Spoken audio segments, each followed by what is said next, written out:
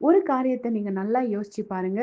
இன்னைக்கு நம்ம ஊர்ல இருந்தாலும், வெளியில இருந்தாலும், வில்லேஜ்க்குள்ள இருந்தாலும், சிட்டில இருந்தாலும், நம்மள சுற்றிலுமே நெறைய தவறுகள் நடக்குது.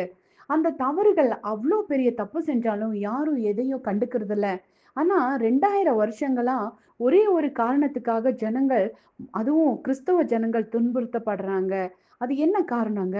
எதனால அப்டின்னா, அங்க வேதம் சொல்லுது, பிசாசுகளும் ஆண்டவராகிய இயேசு கிறிஸ்துவனோட நாமத்துக்கு முன்பாக நடுங்குது அப்படின்னு சொல்லி.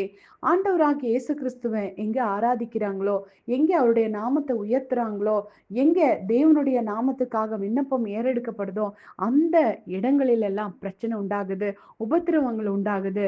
இந்த உபத்திரவங்களுக்கு பின்னாடி பிசாசு தான் கிரியை செஞ்சுட்டு இருக்கிறான். அந்த நாமத்துக்கு முன்னாடி அவன் நிக்க முடியாது.